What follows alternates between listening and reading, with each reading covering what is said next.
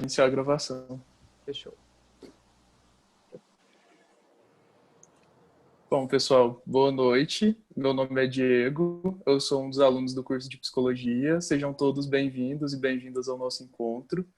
Esse é o nosso projeto de extensão intitulado Ciclo de Debates Psicanálise e Interfaces, o Mal-Estar Contemporâneo em Tempos de Pandemia. Ele é organizado pelos professores do Núcleo de Intersubjetividade, em colaboração com alunos monitores, dos quais eu sou um deles. Bom, os nossos encontros são mensais e hoje a gente conta com a presença da palestrante professora doutora Ana Maria Silva Neves, do Instituto de Psicologia, e da mediadora convidada, professora doutora Mariana Cortes, do Instituto de Ciências Sociais da UF. Nosso tema de hoje é Violência e Esquadrinhamento da Vida na Pandemia, um dossiê dos clamores da infância. Feitas as devidas apresentações, agradeço muito a presença de todos vocês, desejo um ótimo encontro e passo a palavra à professora Mariana. Olá, boa noite a todos e todas. Queria agradecer muitíssimo o convite que eu recebi da professora Ana Maria para integrar hoje esse ciclo, né? Que eu vou trabalhar aqui, né? Como mediadora do debate, mediando a fala da Ana Maria sobre a experiência dela no Nua Vidas. Bom, meu nome é Mariana Cortes, eu sou professora do Instituto de Ciências Sociais da Universidade Federal de Uberlândia, sou socióloga e tenho muito interesse nesse diálogo, né, interdisciplinar entre as ciências sociais e a psicanálise, que eu sempre penso ser muito profícuo. Então, para mim é um prazer estar aqui essa noite. Eu vou apresentar um pouco do trabalho e da pesquisa que a professora Ana Maria vem desenvolvendo, né, no Nua Vidas. Então, eu vou agora, se vocês me permitem, ler um texto em que ela apresenta um pouco esse trabalho. Bom, o título, né, é Violência e Esquadrinhamento da Vida na Pandemia, um dossiê sobre os clamores da infância. A psicanálise, premissa teórica do nosso diálogo, tem nos permitido transgredir e decompor a escuta da violência.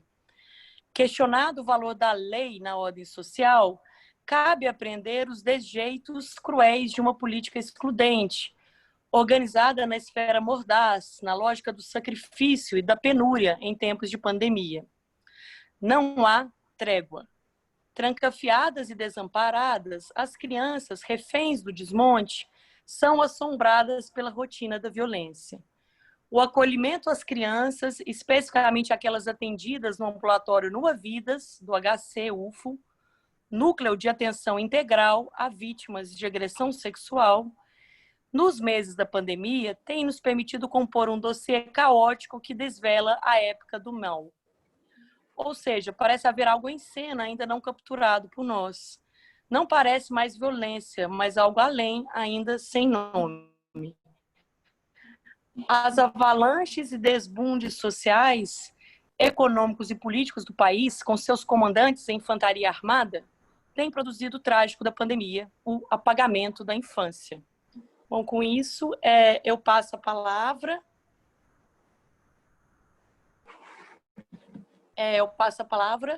Para a professora Ana, para a gente começar essa conversa. Eu peço desculpa mais uma vez pela minha voz, gente, que está meio apagada, do apagamento, né? Falando em apagamento. Mas, enfim, eu vou mediar essa conversa com a professora Ana e passo a palavra, então, para... Obrigada, Mariana. Obrigada aos alunos que têm tanto apoiado a gente. Mas, em especial, obrigada mesmo acho que a dedicação da professora Ana Paula Gomide, que é a coordenadora desse projeto, que alavancou a gente, que, de alguma forma, deu andamento a isso. Então, eu acho que eu sou muito grata, especialmente à pessoa da colega Ana Paula. Obrigada, Mariana. Eu acho que essa interlocução é necessária. A gente não está fazendo uma chamada, só uma chamada cordial. A ideia é que a gente consiga, juntas, acionar um novo jeito, uma nova possibilidade de pensar esse fenômeno, né? Então, a ideia para vocês que estão chegando, né, queridos convidados participantes, eu vou falar um pouco, vou apresentar um pouco o trabalho, faço um questionamento para Mariana de alguma forma, fertilizar a conversa com as ciências sociais. Então, eu falo de um lugar, a partir do lugar da psicanálise, e aí chamo Mariana, e Mariana ajuda a gente a pensar, tá bom? Eu acho que assim fica um pouco mais dinâmico, e vocês estão totalmente livres para entrarem durante a minha fala no chat, fazerem as perguntas, e também, na medida do possível, a gente vai engendrando as perguntas à discussão, tá bom? De forma que seja uma coisa mais dinâmica que a gente vai tentar hoje. Vamos ver se a gente consegue. Há algum tempo, eu atendo famílias e suas crianças. Mas o atendimento no Nua Vidas, que é um ambulatório chamado Núcleo de Atenção Integral a Vítimas de Agressão Sexual, que é direcionado às crianças vítimas de violência sexual, tem apresentado um desafio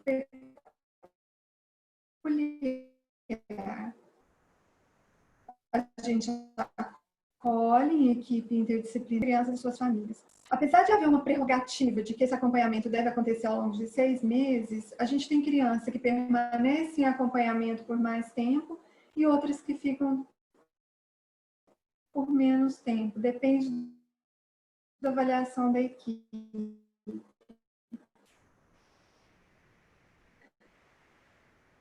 Mas aos poucos, ao longo desses anos, foi se discutindo um cenário com a seguinte: como isso afeta o serviço, e nem o que de fato isso significa.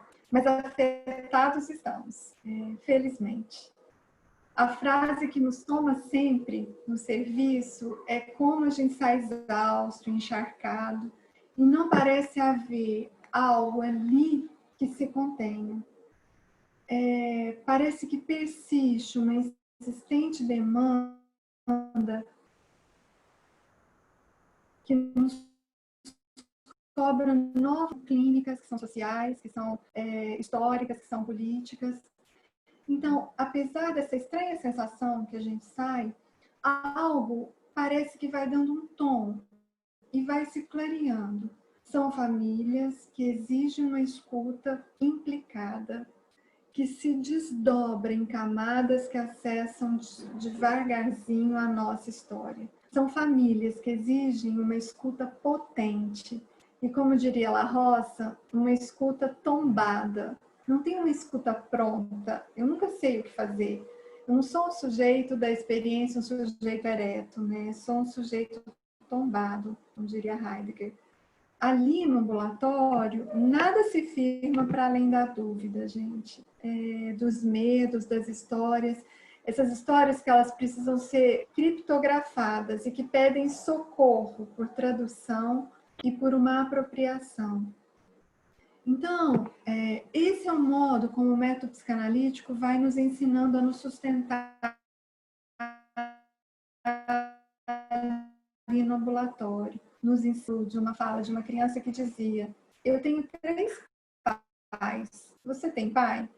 Como ele te dá banho? Vou desenhar aqui no quadro como ele dá banho. Sabia que eu não gosto mais do cheiro de sabonete? Você acha que é por causa do banho? São frases emblemáticas desses atendimentos que vão nos contando um pouco da história, da rotina, que são muito maiores do que a violência, né? Desde o primeiro contato que a gente tem com a criança até o encaminhamento para a rede de atenção básica, os desafios são incontáveis. Dificuldade de vaga, famílias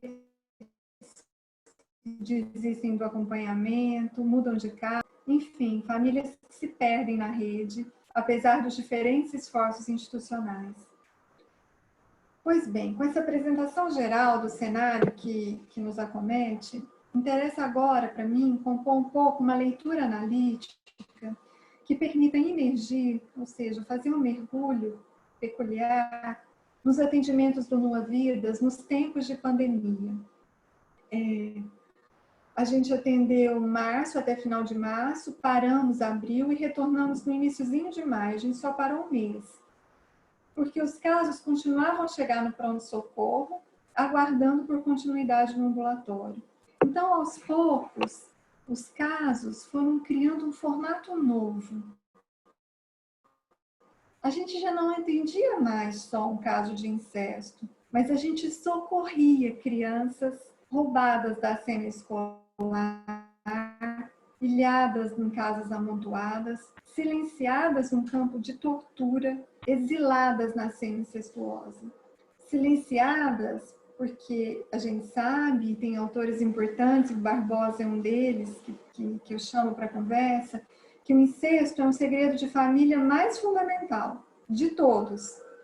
E cabe ressaltar que quando a gente fala em segredo, a gente tem que pensar, e aí eu queria muito agradecer um aluno, Washington, que me ajudou muito a fazer esse mergulho, que quando a gente investiga a origem etimológica da palavra segredo, segredo pode ser o bem mais precioso, o mais íntimo, mas também a coisa má a se esconder, fonte de vergonha e uma ameaça para a integridade narcísica.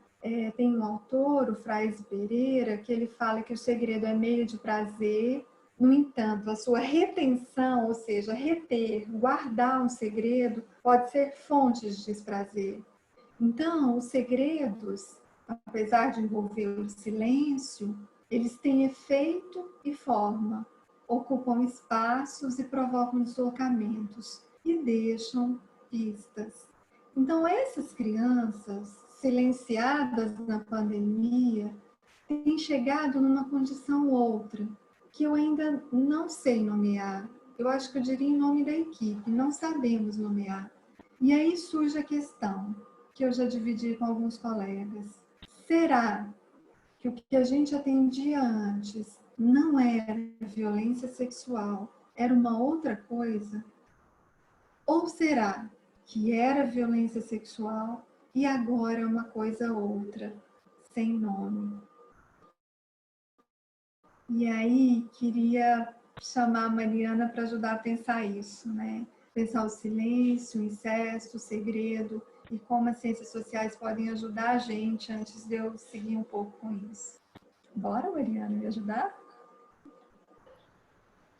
Bom, Ana, para mim não é claro, né, a minha área, embora eu faça essa transversalidade em torno da violência, mas não dessa violência específica ou desse fenômeno que vocês estão tentando decifrar, que talvez não tenha a palavra violência não seja mais suficiente para nomeá-lo, né?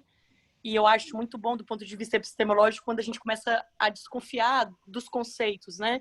Quando esses conceitos parece que não tem mais a potência, né? A força heurística, semântica, cognitiva, narrativa, afetiva para descrever um fenômeno.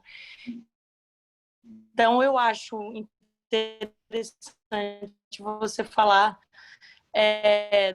dessa.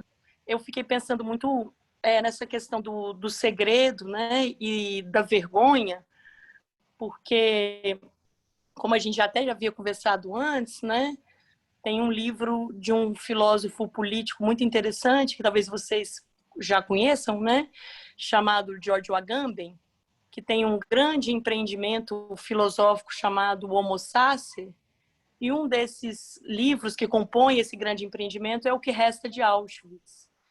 E nele ele vai fazer quase um tratado filosófico sobre a vergonha. E aí eu queria que você falasse um pouquinho mais sobre isso, Ana, porque ele vai falar da vergonha que os sobreviventes sentem, os sobreviventes no caso do Holocausto, né, de Auschwitz ou de outros campos de concentração e extermínio, porque eles não entendem por que nessa roleta russa do genocídio eles restaram, eles sobraram e outros morreram ou sucumbiram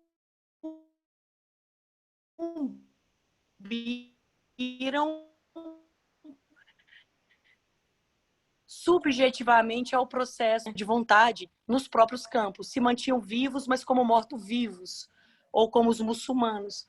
Aí eu fiquei pensando se essa vergonha das crianças, que tem a ver com manter esse segredo do incesto, ou falar sobre o segredo de maneira sutis, como você descreve do sabonete, né?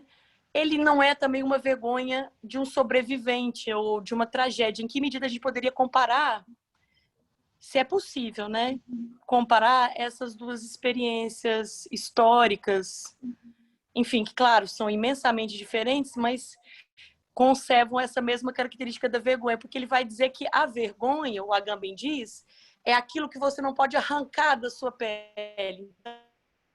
Então, a vergonha é quando o sujeito está impregnado de tal maneira que aquela coisa está impregnada nele, né? Que a vergonha, por exemplo, da nudez. Você não pode sair de si mesmo. E isso é uma constituição da subjetividade também por meio da vergonha. Fiquei pensando nisso e se tinha alguma relação.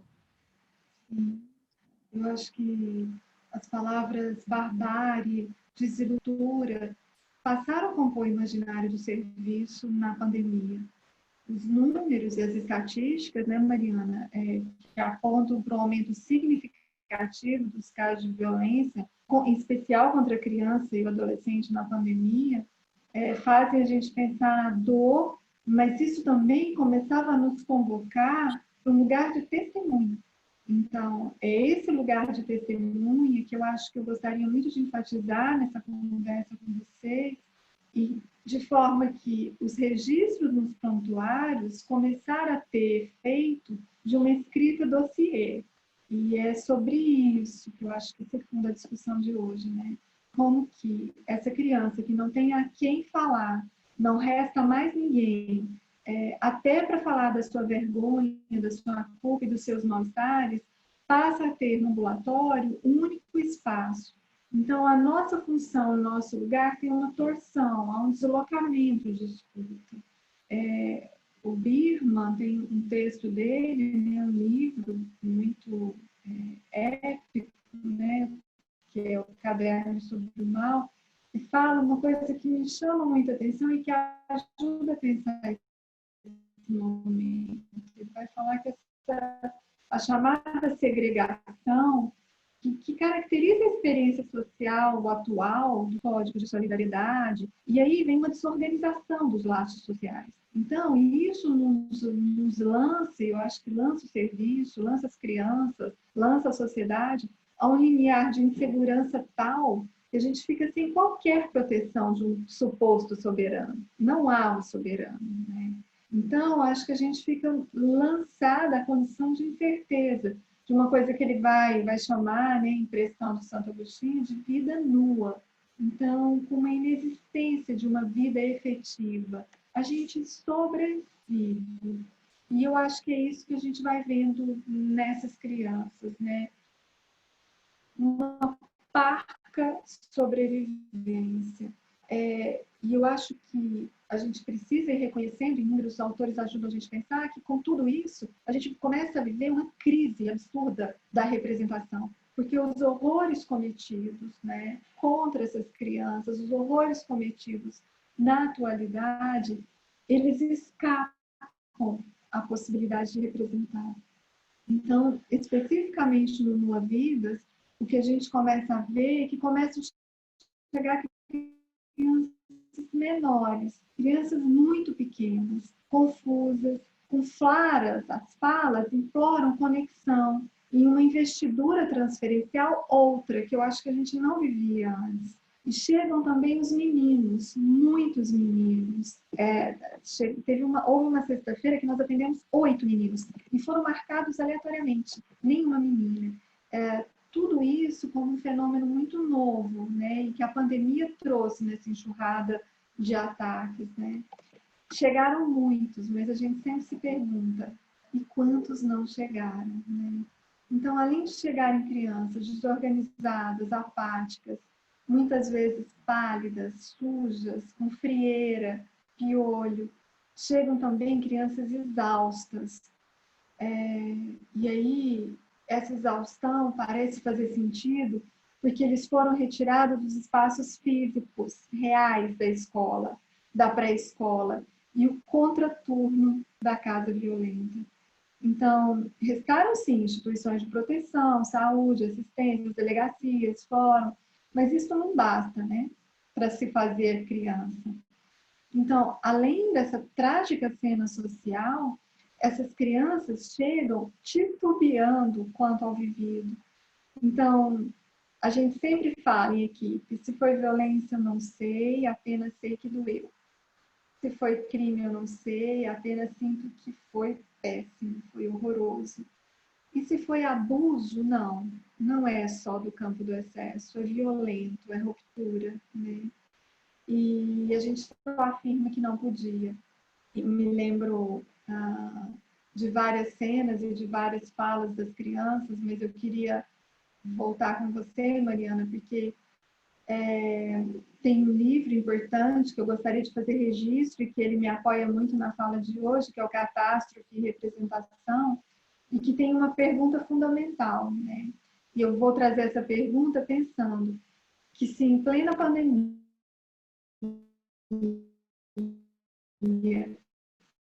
o que nos resta é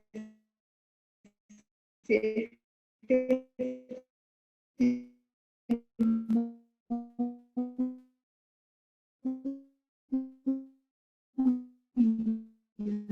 e se o prontuário desse mundo. Tá joia, Ana. Eu tô tentando aqui ajudar como eu posso, né, para pensar, porque é um tema que realmente me instiga. Agora que você foi falando desse isolamento pandêmico, né, que enfim, foi necessário para a gente se proteger de uma doença infecciosa grave, ao mesmo tempo ele foi criando esses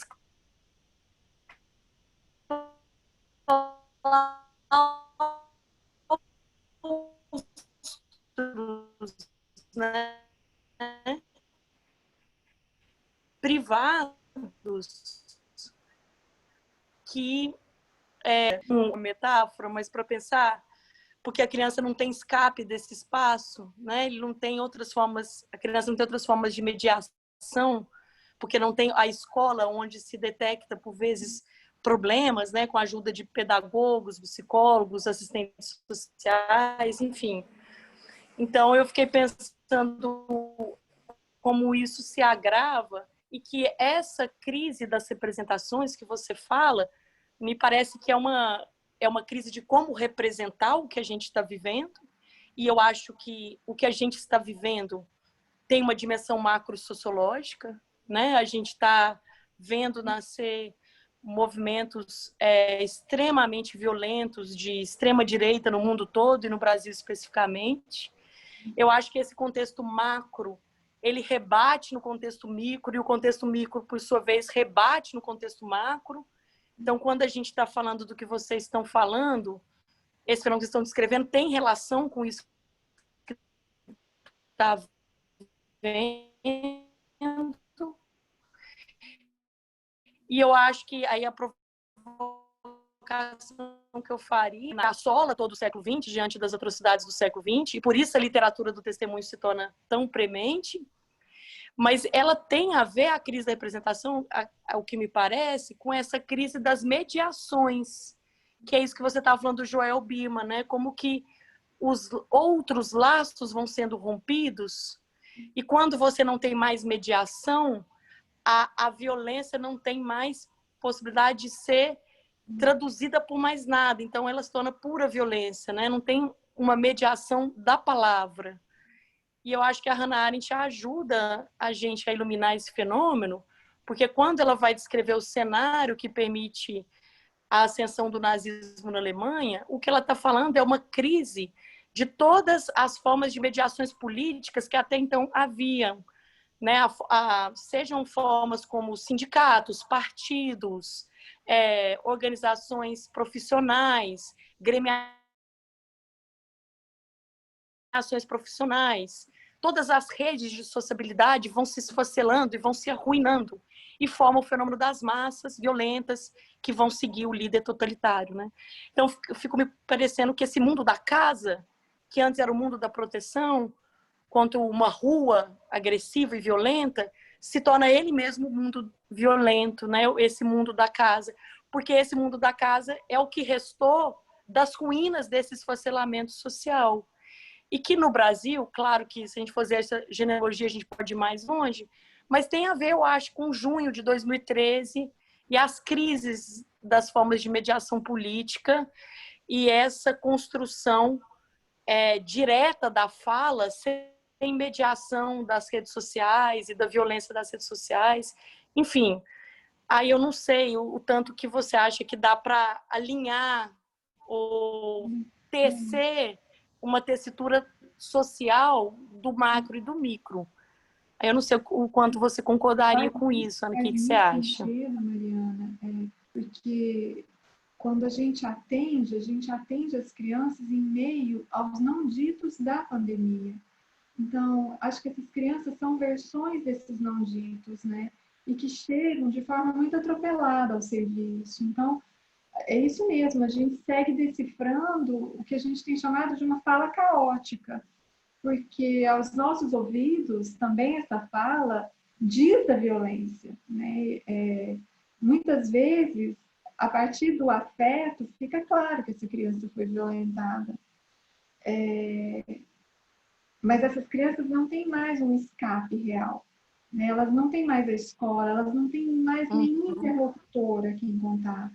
Então, é isso mesmo, essa condição macro, ela tem sido um massacre para essas crianças. Então, o que a gente tem observado é que esses não ditos são evidência para nós. Mas muitas vezes para a família, o clamor dessas crianças vem quase como uma névoa de dúvida, de descrédito, com pedidos de provas e uma concretude que passa muito longe da infância, né? E que muitas vezes por isso nós somos incapazes de responder. E aí eu me lembrei, a hora que você estava falando de um caso, e eu vou trazer só uma frase, porque esse menino foi violentado no trabalho da mãe. E ela fala, né, eu não tinha com quem deixar. Então, em plena pandemia, crianças sendo violentadas, nesse entre, né, dessa mãe que tem que se submeter a essas condições, e essas crianças submetidas, né? Os casos de violência sexual são muito áridos para a justiça, né, gente? A gente cobra dessa justiça, mas com o que a justiça tem, eu ainda desconfio muito se a gente vai conseguir fazer justiça. Porque a fala da criança é uma fala que não tem consistência no tempo, no espaço, e não se sustenta na própria história. O que provoca uma retórica para a justiça, estou falando de tudo isso para a justiça, da chamada falta de provas. Então, laudos, sua quase totalidade, que não há, ou entre tantos outros elementos que não dão densidade necessária para o processo da justiça, eles são importantes para a justiça, mas totalmente desprovidos de sentidos para a infância. Então, ao longo da pandemia, eu percebi que eu fui me afeiçoando e precisando de textos sobre anistia, sobre presos políticos, sobre tortura e regime militar. Ainda que os tempos atuais realmente acenem para essa cena autoritária e retrógrada, para mim havia um encontro com a linguagem, um aceno para a crise que parecia se acalmar nos textos de um passado presente da nossa história. Então é como se o que a gente vivesse no Nua Vida fizesse ressonância com o que eu lia a partir de então.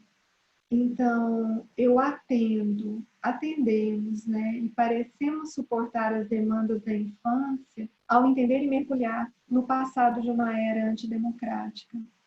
E aí, eu acho que essa fala de hoje é uma tentativa de entender essa minha trajetória inconsciente, né? A lei da anistia é uma lei de 79 e existe uma resolução, que é uma resolução de 2016, que institui que é função, né, da comissão de anistia a realização de reparação psíquica. E isso fez muito sentido para mim. Então, o que eu acho que eu estou querendo dizer é que as circunstâncias que aconteceram, os crimes de Estado, no chamado regime militar, e com esses crimes, salvo sabe, raríssimas exceções, tornaram-se públicos e realmente solúveis, parecia fazer ressonância direta com o nosso serviço. Muitos casos que atendemos, quase a totalidade, eu diria, são casos judicializados. Então, as crianças passam por jornadas de entrevistas, visitas de diferentes instituições, e a tal verdade, poucas vezes, é convertida em algo que se faça pensar em mudança, reinvenção, ou numa lógica familiar reinventada. Tem uma fala, né, do Safatli e da Maria Rita Kell que eu preciso trazer aqui, né? Eles insistem de uma forma muito interessante que o modo como o não esclarecimento de todos esses crimes da ditadura, o esquecimento dos fatos, o assassinato simbólico das vítimas, tudo isso seria a verdadeira causa do caráter deformado e bloqueado da nossa democracia.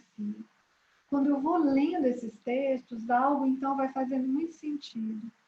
Que o apagamento da fala da criança, nos infinitos labirintos que produzem uma tal justiça, produzem conselhos no fórum, eles carecem mais do que nunca, na pandemia, de novos campos de escuta, né? Que reconheçam esses recursos da infância como uma potência de expressão de linguagem. Caso contrário, a gente vai sempre sucumbir à fala da infância e o campo infantil, à lógica adultocêntrica que é cruel. E aí eu queria ler outro trecho. Ela, quase um bebê, violentada pelo avô, joga todos os brinquedos no chão, bate nas bonecas e dá muitas ordens na cena lúdica. A mãe diz que em casa ela come o que quer, pois não adianta esconder. Ela sobe nas cadeiras e come todos os doces. A pediatra pergunta: por que você compra os doces? E a mãe responde: mas eu vou dar o quê? Assim ela fica feliz, calma e me sinto melhor. E além do mais, preciso viver. Então, quando a gente fala da infância, quando a gente traz à tônica o que é testemunhar e dar voz à fala da infância, a gente está falando numa torção de escuta e numa nova apropriação da chamada verdade. Mariana, o que é essa verdade no campo das ciências, fazer novas leituras para esse fenômeno? Ana, eu não sei se eu daria conta da questão do que é a verdade para as ciências sociais e a sombra das ciências sociais, e é uma discussão muito forte nas ciências sociais em relação à epistemologia, né? Se existe uma verdade do fato ou se tudo são camadas de significações que vão se sobrepondo, né? E que a gente nunca vai atingir a coisa em si, que a coisa em si ela não existe, né? Eu acho que, enfim, eu queria só antes de falar, eu vou falar um pouquinho sobre isso, mas o que me também interpelou sua fala foi essa questão aí do Safatli, da Maria Rita Kell, né? Falando como que o fato da gente nunca ter enfrentado os crimes da ditadura militar que você trouxe fez a gente produzir essa democracia vacilante, né? Para dizer o mínimo, né? E isso é uma coisa que tem me perturbado bastante, porque a gente já vai fazer... esse ano faz 32 anos de nova república, se a gente pensar na Constituinte de 88, né? E por mais que a Constituinte de 88 tenha sido um esforço importante para reescrever a nossa história como nação, a gente nunca fez essa reparação psíquica, né?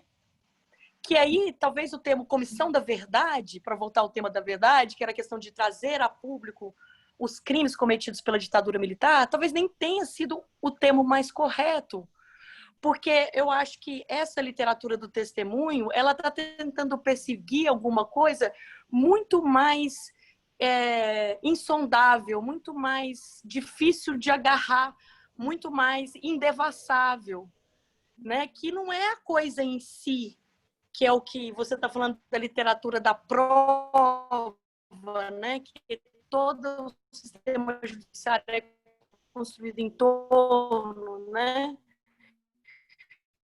Porque eu acho que nessas experiências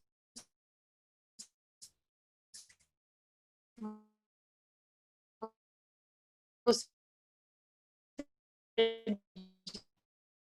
descreve essa criança que come doce, que briga e penumbras e de testemunho, ele reconhece um curto-circuito no sistema judiciário.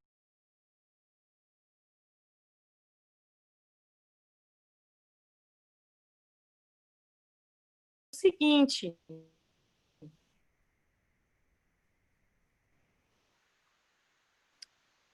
os sobreviventes, não só por ele, falar principalmente por sucumbiram. E quem são os que sucumbiram? O que eram chamados nos campos de concentração dos muçulmanos, que eram habitantes dos campos de concentração que tinham perdido qualquer centelha de vida e vontade.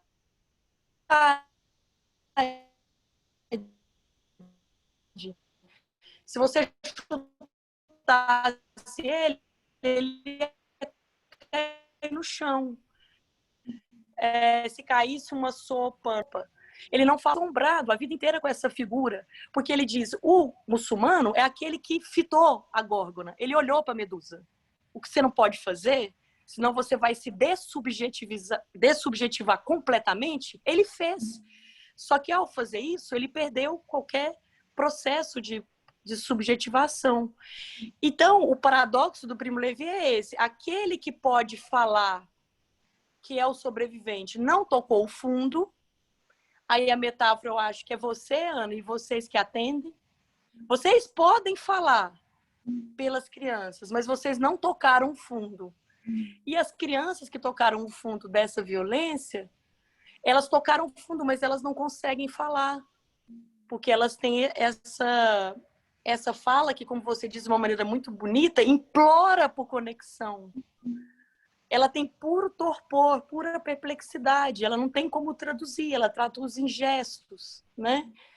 E eu acho que quando a gente assume esse paradoxo, a gente é mais honesto, porque não vai ter a coisa em si, não vai ter a verdade, o que se persegue é algo que vacila.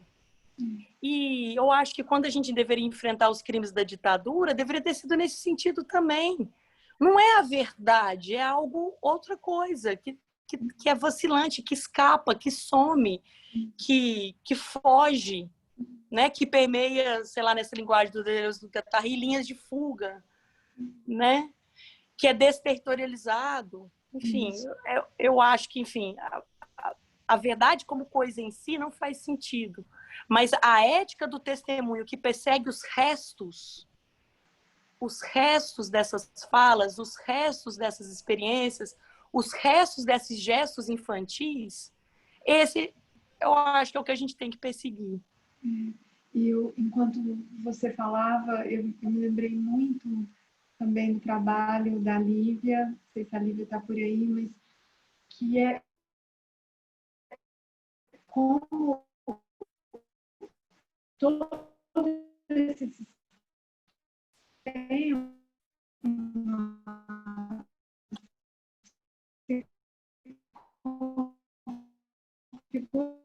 no sistema, muitas vezes, o desmentido da criança. A criança diz, as palavras são enterradas vivas. E aí eu fico me perguntando, né, Mariana, como é que a gente constrói uma condição de escuta que abarque esse enigma das palavras que ainda vivem? Quando você traz o Primo Levi, né, na coisa de vida e de morte, e como nos constituir no testemunho, nessa possibilidade, né? Você já sinalizou aqui, e é isso mesmo, eu tenho muito interesse nessa literatura do testemunho, mas eu tenho percebido que os atendimentos em equipe, o trânsito pelo hospital, as negociações e brigas ferrenhas por profissionais e pediatras em especial, começou também a fazer com que a gente olhasse para o serviço de um outro jeito. E aí, especificamente na pandemia, os atendimentos começaram a tomar um novo sentido. A equipe que está por aí, que está me ouvindo, me ajuda a compor isso, né? A gente, por exemplo, definiu a chamada agenda viva, uma agenda que acompanhe o caso, né? Na frente a gente sempre escreve, todos os dias, faltou, agendar retorno, fazer contato com a rede, liguei e não atendeu, interrogação, a gente movimenta, de forma que os casos não visualizados não ficam esquecidos e emudecidos nos prontuários.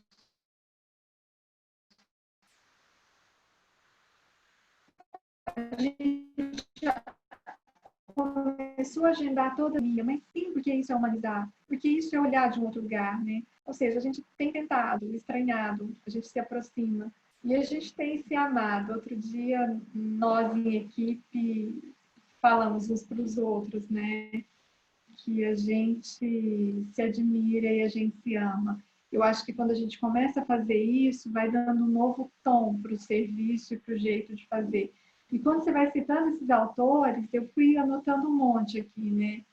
A Miriam Bebê Rosa, o Walter Benjamin, a Hannah Arendt, o Agamben, o Foucault, o Norbert Elias, o Zizek, o Birman, o Dunker.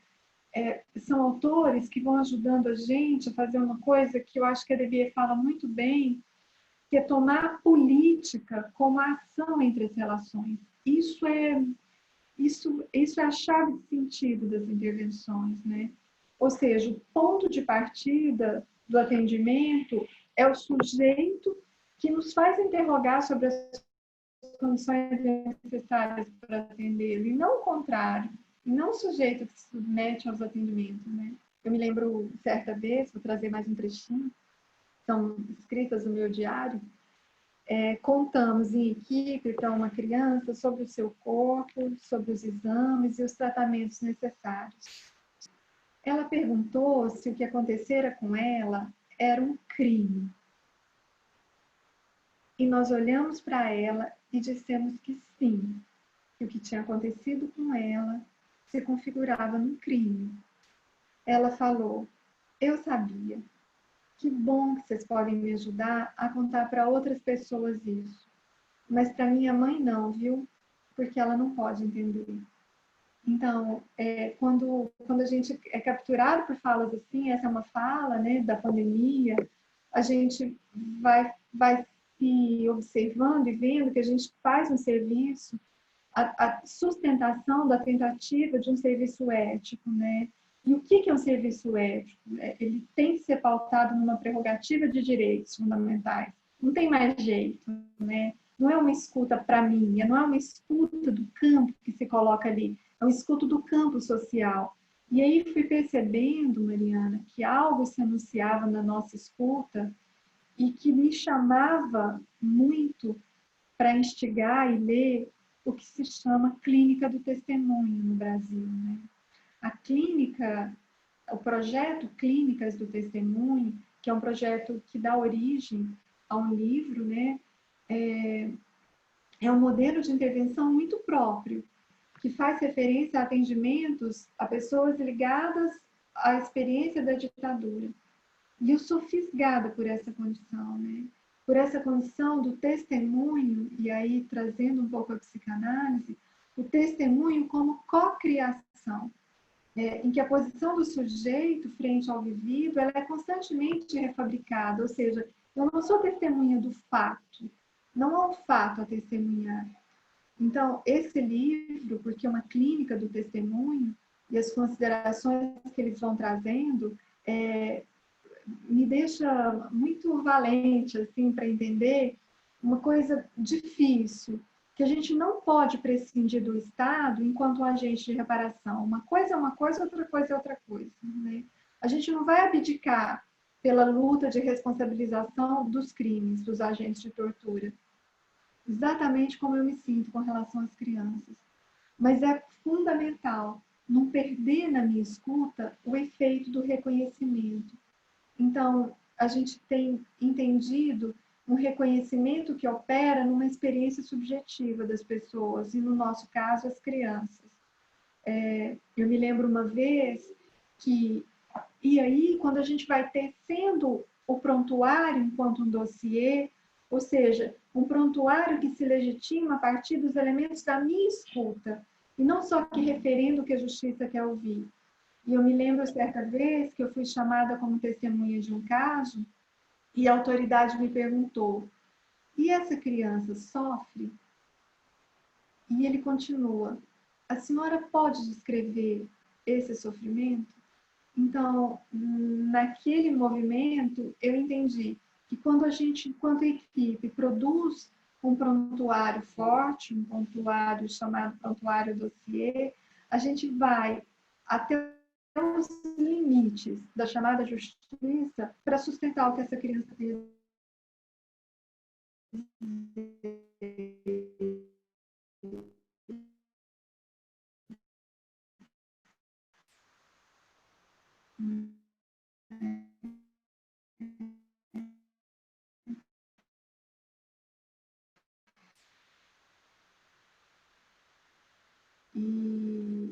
E eu acho que é eu quero te ouvir um pouquinho, Mariana, mas a gente já está caminhando para o fim, e eu quero trazer uma outra fala de uma criança que ela vai para o atendimento na cena lúdica, mas depois ela volta e se encontra com a família.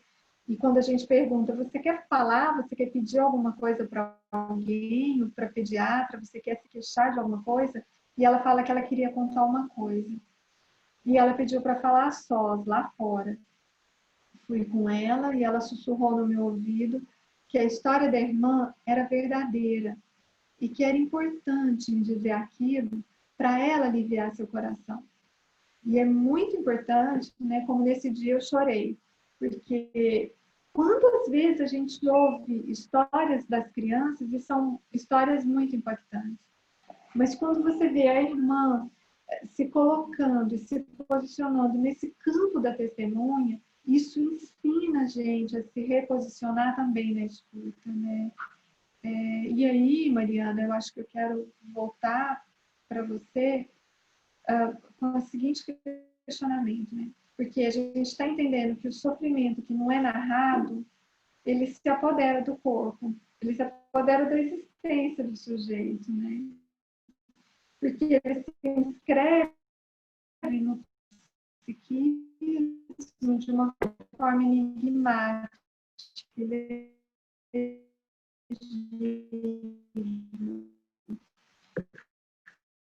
e a Rosa vai falar que para esses sofrimentos todos, que não são só das crianças, né? Que outras formas? Você trouxe a questão da mediação, mas eu queria que você falasse um pouco mais o conceito de mediação e como é que você entende isso como uma forma de viabilizar e de fazer da voz a essa condição do irrepresentável.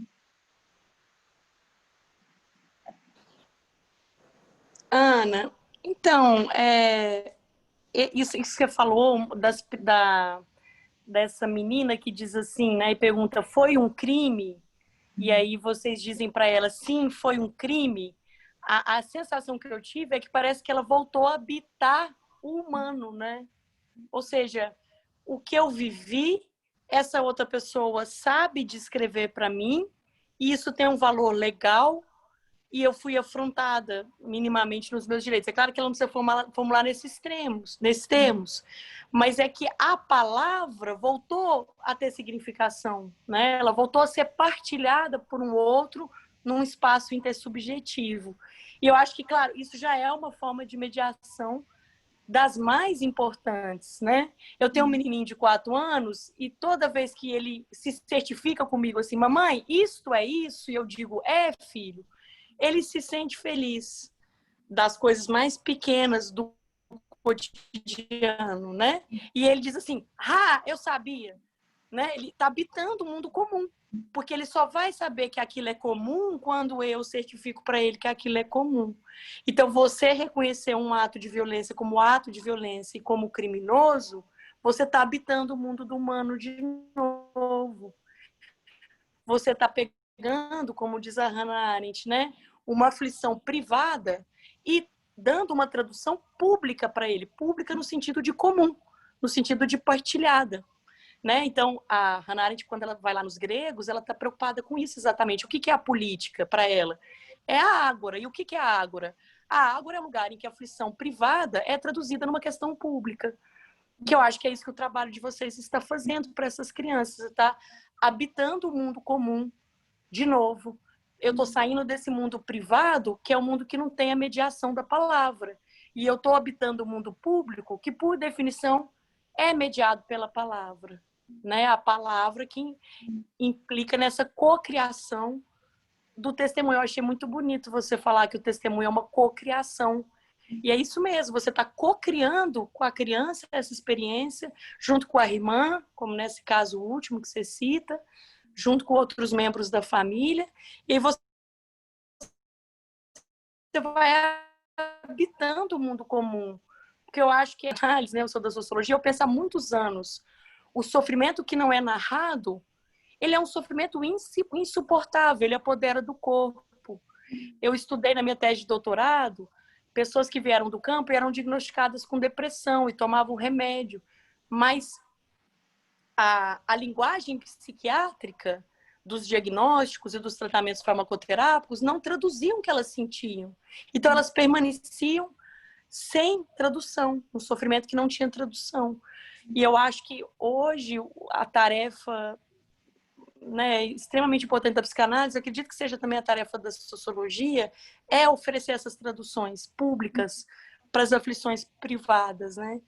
E uma coisa que me chamou a atenção é que quando você fala dessa coisa dos traumas desde a ditadura militar e como a gente vai construindo essa democracia titubeante, né? Nesses 30 anos, a gente provocou um genocídio das populações negras no Brasil, a gente militarizou os espaços urbanos, a gente potencializou as formas de violência. O que aconteceu? Eu acho que é porque democracia não tem a ver só com voto, ou opções eleitorais, ou Assembleia Legislativa, ou projetos de lei, embora isso seja importante, mas é reabitar o mundo humano, fazer reparações psíquicas, enfrentar as nossas dores como país. Acho que se a gente fizer isso, não fizer isso, e esses espaços que são as clínicas do testemunho permitem isso, não importa o que a gente faça no plano legislativo ou executivo, a gente vai continuar preso nas mesmas armadilhas, né? E essas opções autoritárias eleitorais que se vislumbram no país, né, com validação de condutas violentas, como esquadrões de extermínio, milícias, retóricas religiosas fundamentalistas e tudo mais, a gente não vai escapar desse mundo, né? Porque esse mundo está colonizando o público com falas violentas, colonizando esse lugar que é do público. E essas clínicas do testemunho, essas experiências de reparação existiram muito também no mundo pós-colonial, né, das lutas pela independência na África, na Ásia, e foram vários experimentos que o mundo tentou fazer isso no século XX. E eu acho que o Brasil está neste momento. Se a gente não fizer isso, fala-se tanto em barbárie, né? Mas a gente vai caminhar para uma barbárie, a gente tem que fazer isso. A gente tem que voltar a traduzir o sofrimento num lugar público, não na linguagem violenta, mas no lugar público. Então, acho que é extraordinário o que vocês têm feito e eu acho que é uma experiência que deveria ser replicada para além do mundo judiciário, explodindo as fronteiras do mundo judiciário, para outras experiências que poderiam ser adotadas, tanto para falar da violência sexual contra crianças, da violência contra as mulheres, da violência contra jovens e negros e todas as violências que o país está assolado, né, nesse momento. Porque, assim, só para completar mesmo, esse fenômeno macro da extrema-direita, ele só foi possível porque nesses 32 anos de Nova República, essas violências silenciadas, incendiosas, invisíveis, estavam já acontecendo. O fenômeno do Bolsonaro foi tomado como surpresa, mas não é. Já estava acontecendo. Nas periferias, nos espaços da casa, nas ruas. E aí a gente tomou como assombro. Não é assombro, são experimentos biopolíticos e necropolíticos que já estavam se realizando. Né? Então, eu queria parabenizar vocês pelo trabalho, agradecer mais uma vez a participação, né? Que eu pude dialogar com vocês, passar para você mais uma vez, né, Ana? Aí eu não sei se a gente já vai encaminhando para o fim. Vou só concluir aqui e tá. Assim, muito também tocada por essa questão que você trouxe, né, da questão da psiquiatrização do afeto. O que eu tenho percebido é que a gente tem se aquietado e particularmente eu tenho me recolhido num menor desassossego quando eu me reconheço mesmo nessa clínica que permite o testemunho, né? E quando a gente pode estranhar, por exemplo, só fazendo referência ao que você falou, quando a gente tem tantas dessas crianças vítimas de violência sexual medicadas por apresentarem sintomas de TDAH.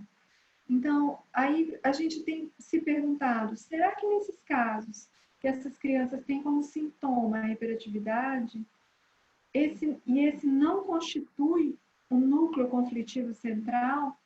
Será que essas crianças foram ouvidas de verdade, né?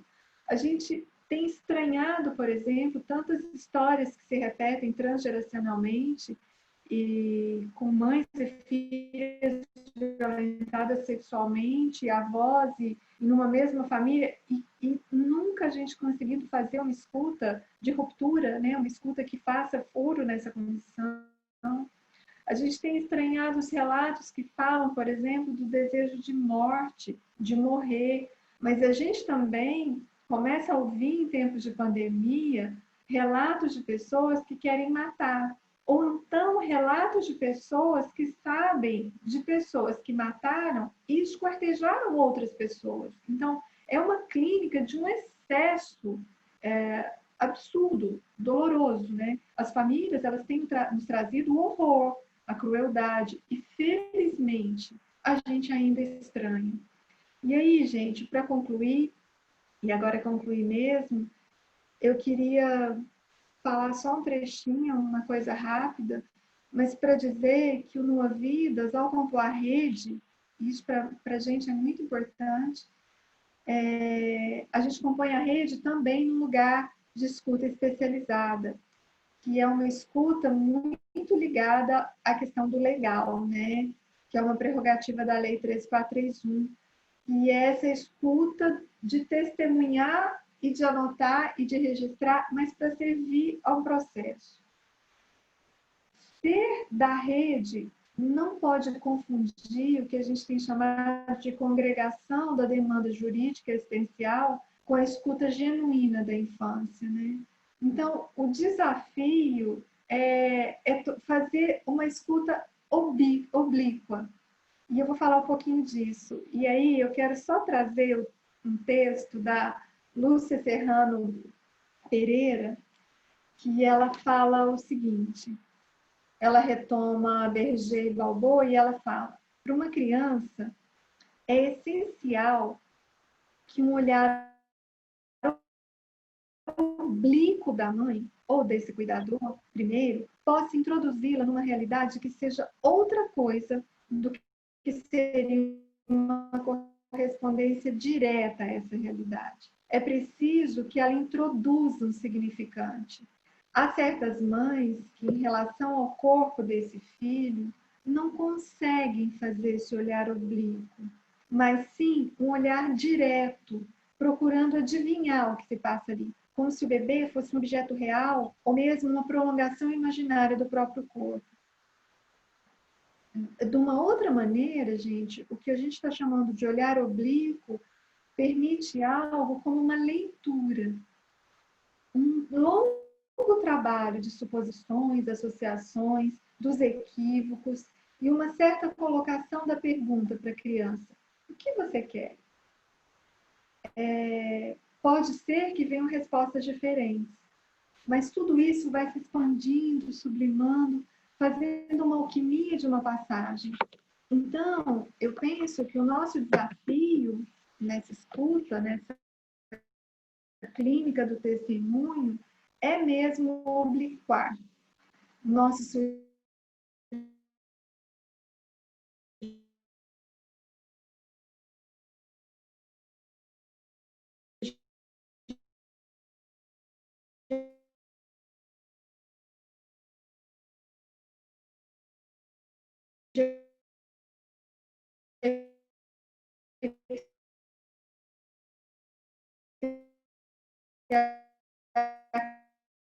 a criança e a composição do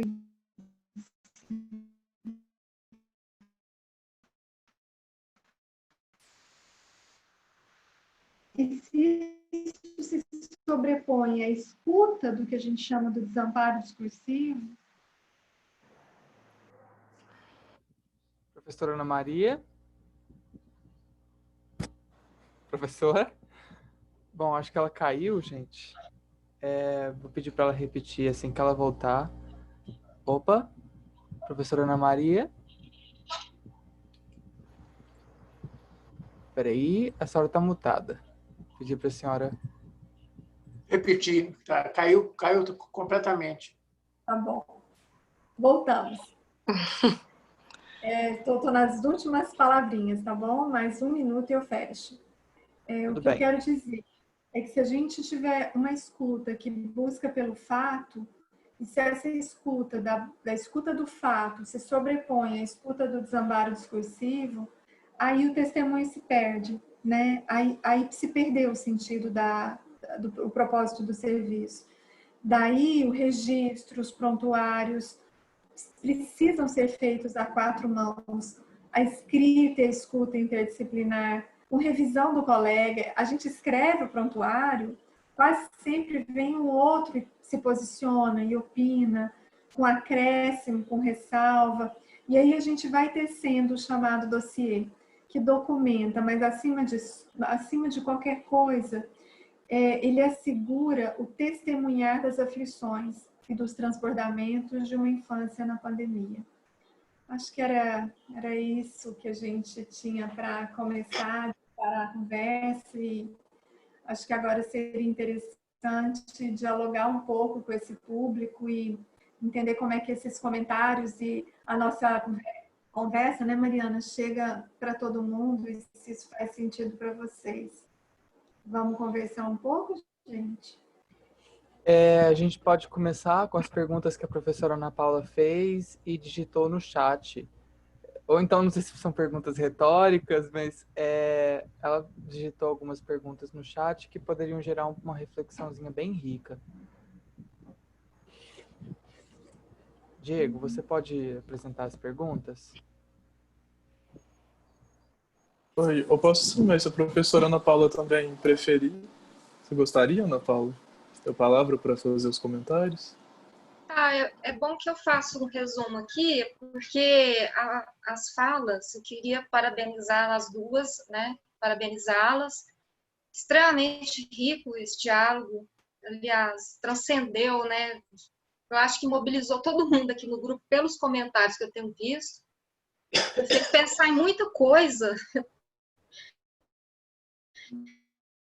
E aí eu fui digitando aqui, fui pensando e fui colocando aqui no chat. Por eles, todas as instâncias de violência e de crueldade que a gente tem vivido, em todas as instâncias, né? Mas, não, assim, eu pensei inicialmente, pela fala da professora Mariana, né, ela citando a Agamben, eu também, logo eu me lembrei, né, também não sei falar o nome dele, se é Primo Levi ou Primo Levi, né, o que é um homem, né, a obra que ele publicou. Mas aí uma pergunta, talvez seria uma pergunta assim, né, sobre a perversidade dessa maquinaria dos campos de concentração, fazendo essa relação, né, que a professora Mariana fez e pensando na questão que a professora Ana Maria colocou, sobre os dossiês, né, essa maquinaria dos campos foi tão perversa, né, que fez com que os sobreviventes se sentissem culpados por ter sobrevivido, né? Então, ou seja, a vítima acaba sendo responsabilizada, se sentindo culpada. E aí pensar, fazendo a relação, essas crianças, né, vítimas, também poderiam acabar se sentindo responsabilizadas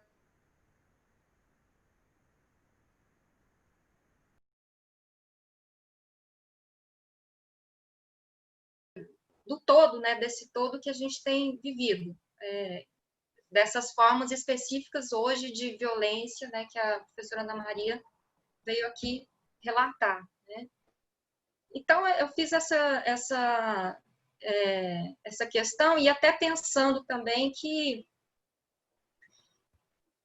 essa época que a gente vive, né, que a gente pode dizer como essa época neofascista, né, o quanto esse governo tem corroborado para isso. Porque, aí citando especificamente o caso, né, que causou maior debate, né,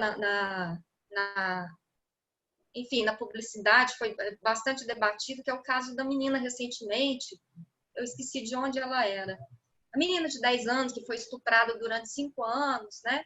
E que aí teve reação por parte da sociedade, dos fundamentalistas, fazer essa inversão de colocar como se a menina fosse responsabilizada por aquilo e culpada pelo fato dela fazer um aborto, né? Então, assim, pensando nessa relação, como que a gente pode, pensando nessa instância mesmo, da vítima acabar sendo a culpada e a responsabilizada por algo, né, que, na verdade, ela é uma vítima. Como a Adorno vai dizer, né, o problema nunca é na vítima, né, é sempre do perseguidor, é sempre, né, do dominador, né? Então, eu pensei nesse caso específico, se vocês quiserem comentar, porque a gente tem esse fundamentalismo, esse obscurantismo na política, né, que tem corroborado para isso, inclusive, né, fazendo a relação com os campos de concentração e, enfim, né, e a vítima acabar se sentindo responsabilizada por todo esse processo de desumanização do qual ela é a vítima, né? Eu coloquei outras coisas, mas eu não vou falar mais não, acho que eu já falei demais. Deixar para as outras pessoas perguntarem. Obrigada. Parece que a Ana saiu. Eu recebi a mensagem aqui que ela saiu, não sei se ela desconectou. É isso mesmo, meninos? Talvez. Eu acho que a conexão dela caiu. É. A gente vai tentar restabelecer aqui com ela. Tá. Vocês querem que eu vou comentando? Acho que pode dar um início enquanto a gente convida ela de novo. Tá. Deixa eu só...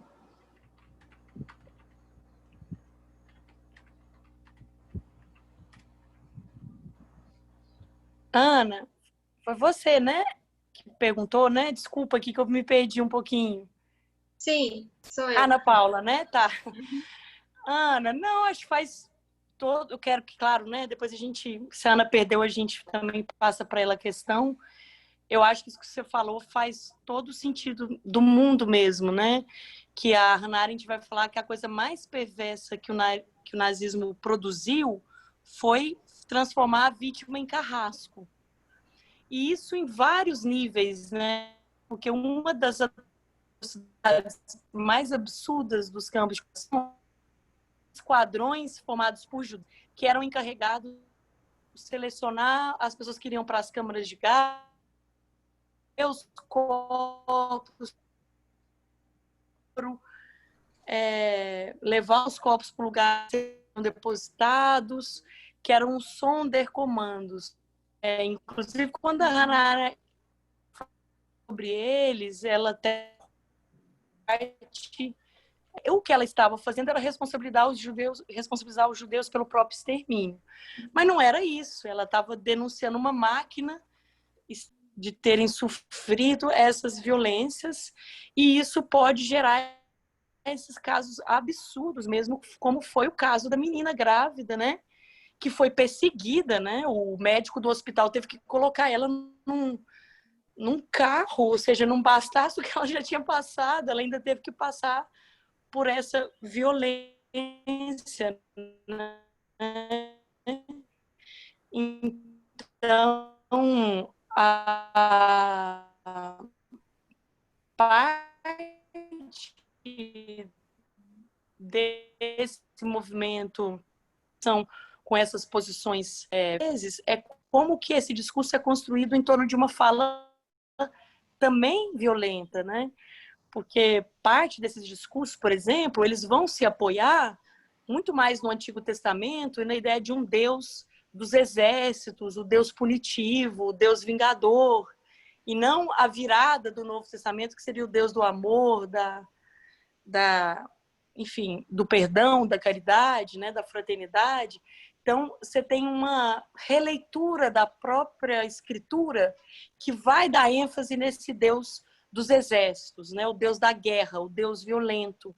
E aí isso é muito impressionante, essa coisa voltada para o Antigo Testamento, que aparece nessas posições daqueles que julgam, né, daqueles que vão, enfim, tomar posições do que é certo, do que é errado, com base na ideia de uma lei, né, que o Deus do Antigo Testamento é o Deus da lei, né, enfim, nessas posições anti-aborto, pró-vida, que chega a esses casos absurdos. Então, eu acho que é como se a gente estivesse introduzindo novas camadas de violência e dessubjetivação nessas crianças, né? Porque já não basta o que essa menina passou, ela ainda passou por isso, então você adiciona, né, em que essas éticas do testemunho, essas éticas da reparação, essas éticas narrativas têm que voltar a funcionar para a gente habitar esse mundo comum, porque senão...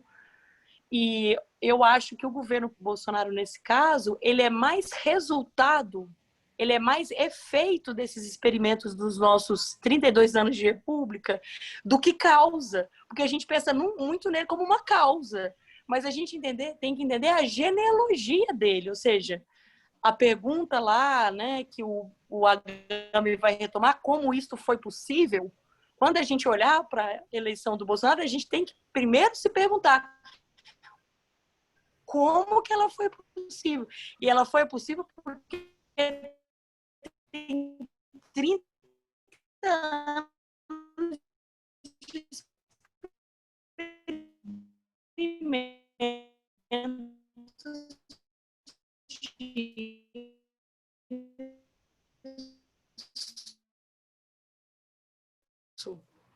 né? Então, o dispositivo das milícias, o dispositivo do mundo do crime, o dispositivo de uma guerra econômica em que todos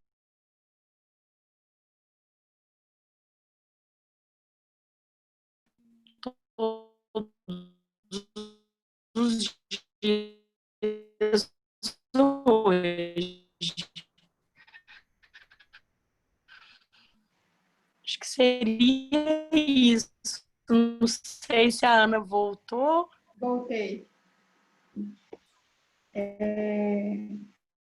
Acho que é por aí, sim, Mariana. Não vou me alongar muito, mas para mim o que é importante, começa a fala dizendo que ela não é próxima, estou falando do campo da linguagem, de que aquilo seja vivido enquanto uma função violenta, né? Uma função violenta familiar. Aquilo é entendido como uma possibilidade de existência. Então, essas crianças, e muitas vezes, elas são perguntadas nos tribunais, né?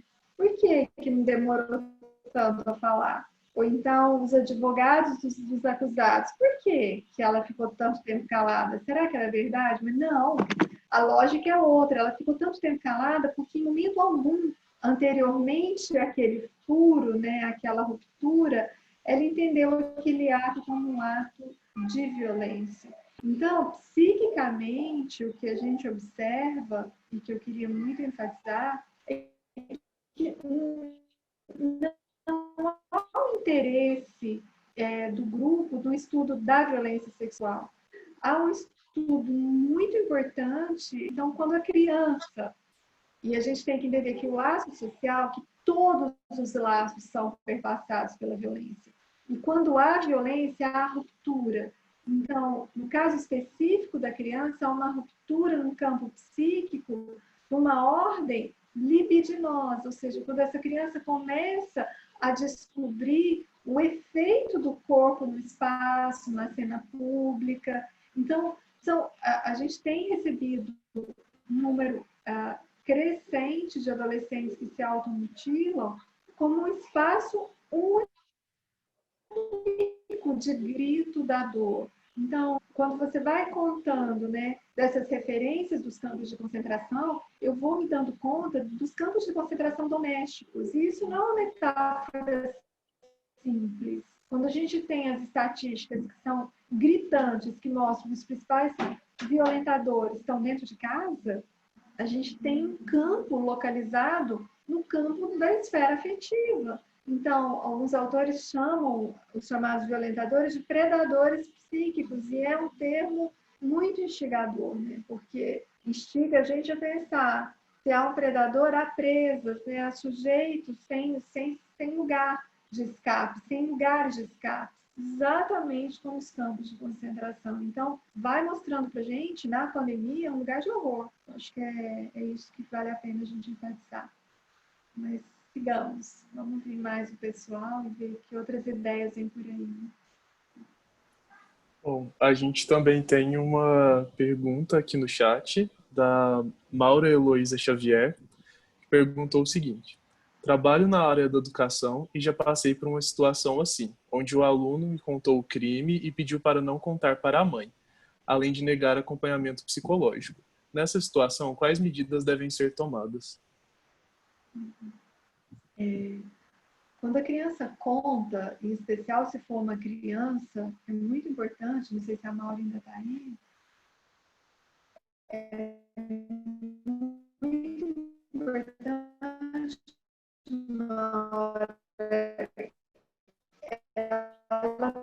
ela te convoca para um lugar, né? Ela te convoca, trabalhado muito, é que quando você ouve sobre que houve, a Maura está aí. Quando a gente tem uma criança que te relata sobre a violência, ela está pedindo, o que a Mariana até ajudou a pensar, ela está pedindo uma cena pública, né? E se ela está pedindo uma cena pública, ela precisa que você não assuma isso sozinho, porque senão você vira refém, e você vira uma refém cruel, né? Porque você ouve e nada é mobilizado. A orientação é pedir apoio ao conselho tutelar, ainda que hajam as diferentes formas de intervenção, é muito importante reportar, publicizar, buscar apoio para denúncia. Só a gente teve no Brasil, né, a década de 90, a gente chama como o boom das denúncias. Precisamos denunciar. Eu acho que agora, já em 2020, a pergunta é, ok, mas o que a gente faz com as denúncias, né? Então, já denunciamos, e agora? Então, uma hora, a ideia é, sim, buscar apoio, não só o conselho, mas como toda a rede. Eu queria enfatizar o HC. Qualquer criança vítima de violência, ela deve ser encaminhada ao HC. Não importa se violência aguda ou crônica. Porque senão essa criança vai para o UAI, depois ela vai para outro lugar, e para o outro, e na verdade a porta de entrada precisa ser uma só, para depois a gente fazer o que a gente chama de popularização. A gente abre para a rede, mas de uma forma que essa criança, por exemplo, hoje a gente já tem um acordo importante assumido com as delegadas dessa cidade, de que crianças pequenas não precisam ir até lá depois, que elas se alimentam, porque isso está garantido por lei. Elas se alimentam da fala da criança em outros locais. Então, por exemplo, Maura, quando você escuta algo assim, e você registra, você alimenta o que a gente chama de especializada, né? E isso precisa cair no que a gente chama da malha da rede, da malha de segurança. Acho que é isso que eu queria enfatizar. Obrigada pela pergunta.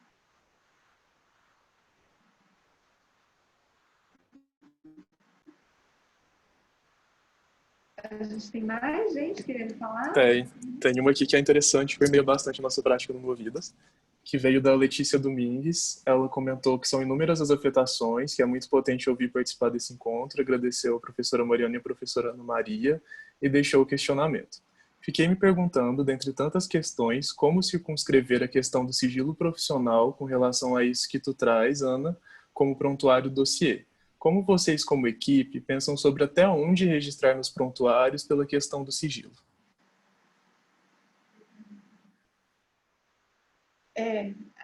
Até a pergunta toca no melindre ético, né? Porque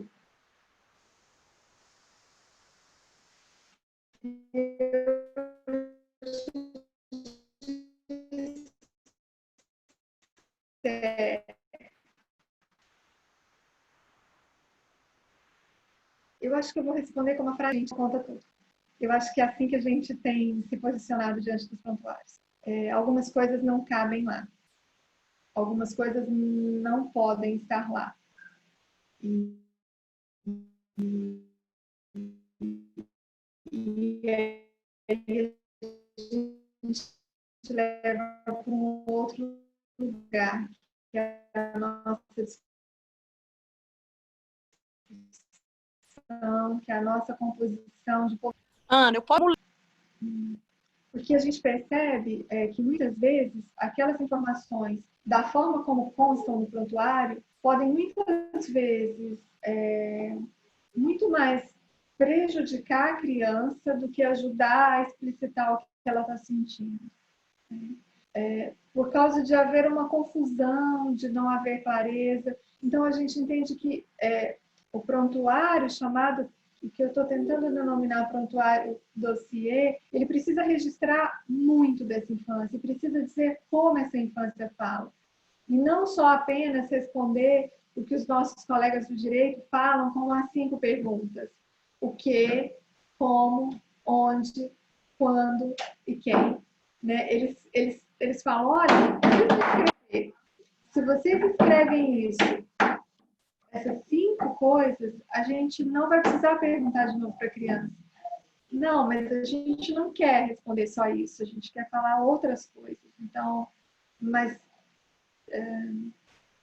fica difícil, eu estou falando do melindre ético porque me vem 3 cenas em especial, que eu me lembro da equipe ficar em dúvida, de nós discordarmos entre nós, de depois a gente sair e ter embates entre nós, isso vai, isso não vai, isso vai por quê, isso não vai por quê. Ou pessoas com relatos graves e denúncias que não cabem colocar ali. Então, é esse o melindre, né? Essa dificuldade da constituição do prontuário. E é mesmo uma questão ética difícil. Não está pronta e nem resolvida para nós. Né? Eu queria só lembrar que o prontuário, ele é de todos nós. Ele é um prontuário e que os pais têm acesso. O pai e a mãe, o responsável, quem tem guarda, pode ir lá no setor de arquivo do hospital e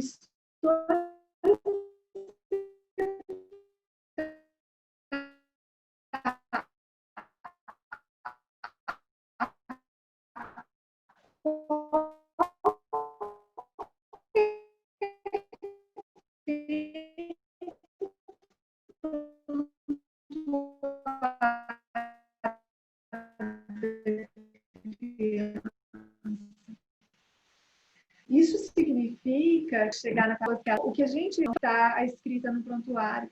A gente tem conversado em especial com os residentes médicos, né? E a forma como eles aprendem na graduação, a composição do prontuário, e a gente tem tido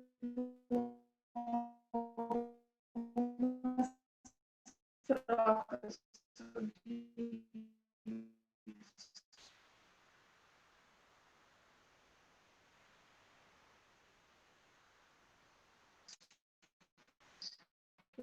isso. Sim, alguma... Exato, né, Diego? Você também vai ajudar a responder. Diego é parte integrante. Muitas vezes, sim, vão relatos entre aspas.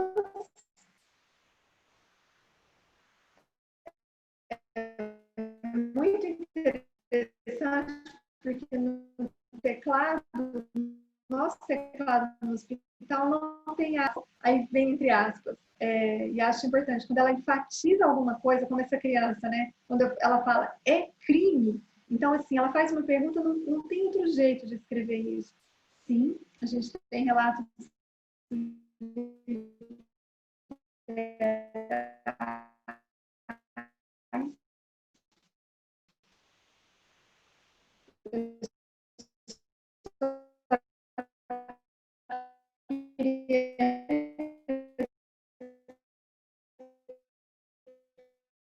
responder, Letícia, quando essa autoridade me pergunta, eu me lembro que eu uso de alguém? Nós temos só mais um comentário da Maura que perguntou se ela podia Professora, complementar o questionamento. Pode obrigada, falar. Diego.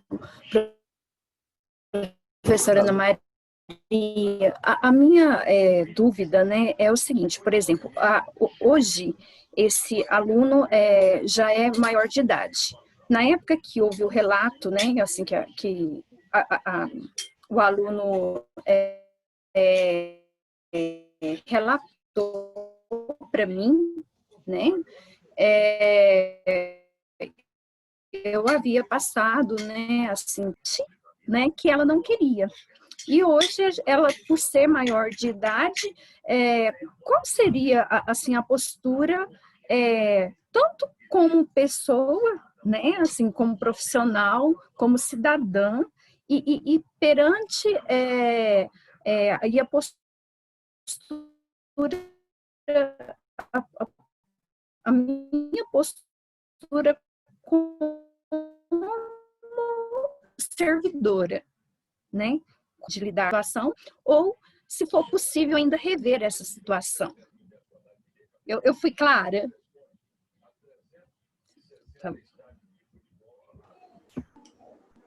Tô com uma netinha chorando aqui, pedindo para entrar na sala, viu, gente? Por isso que tem um chorinho aí no fundo.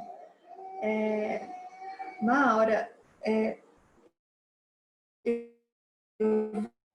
vou tentar responder, porque eu não sei se a gente tem do quanto é difícil o manejo da escuta quando uma criança, um adolescente vem e conta e te pede um posicionamento, te pede um lugar, te chama a um lugar.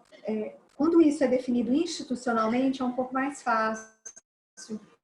A gente está aí com um projeto, vamos ver se a gente consegue aprovação, mas dessa capilarização para a rede, né? De ajudar um pouco essas pessoas e essas instituições a terem um posicionamento diante da escuta da criança e do adolescente. Imagina você, se você tivesse uma diretora ou uma secretaria ou um lugar que dissesse que se isso acontecer, a gente vai estar aqui para discutir junto, para pensar junto, para tomar uma decisão juntos. Não fica na sua mão.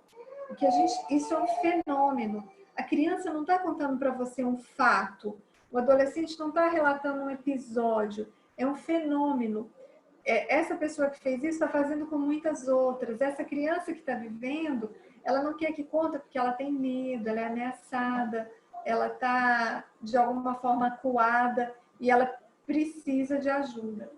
O tempo, então essa é uma dimensão, Mauro, que a gente acha que a gente tem que fortalecer as instituições para produzirem escutas de espaço a esses educadores, aos profissionais de saúde. Eu acho que falta muito isso. Por exemplo, principalmente quando violentadores fazem parte de chefias de tráfico ou são lideranças específicas do crime em alguns locais, como isso é ameaçador para todo mundo. Então, como que as providências devem sair?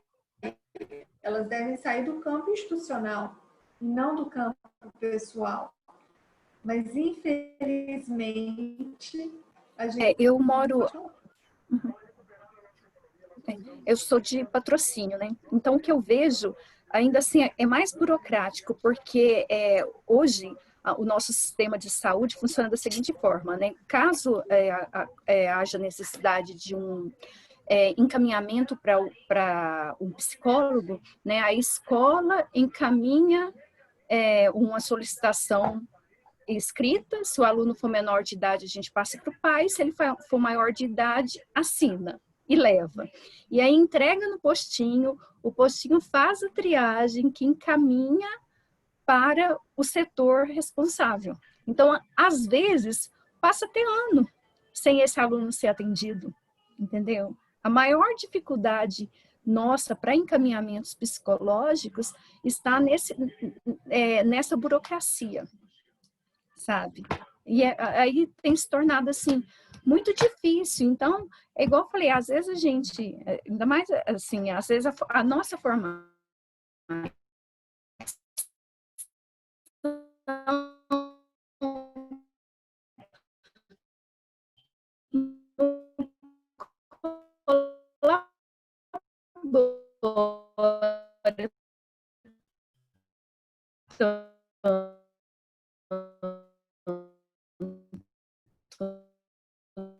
né? Porque às vezes a gente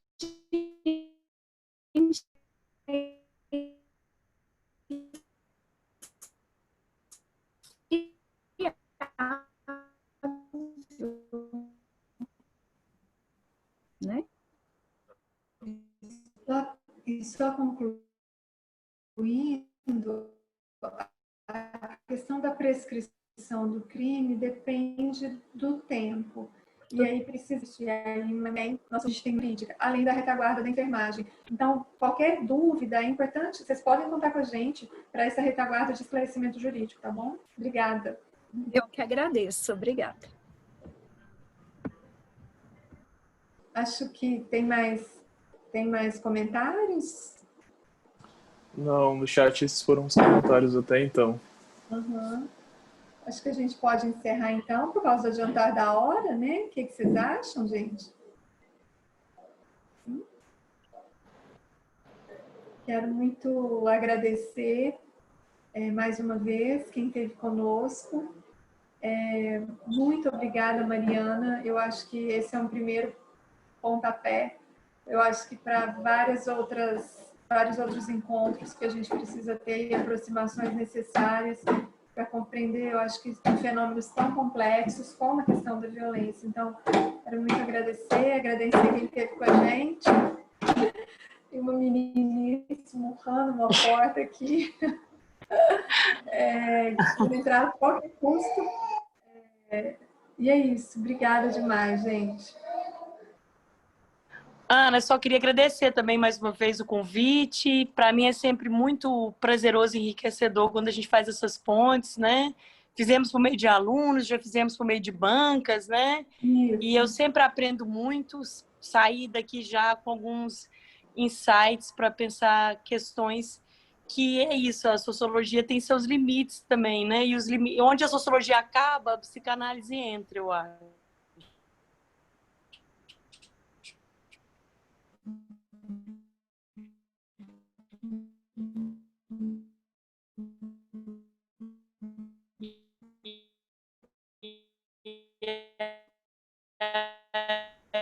E a gente consegue entender coisas que a gente não entende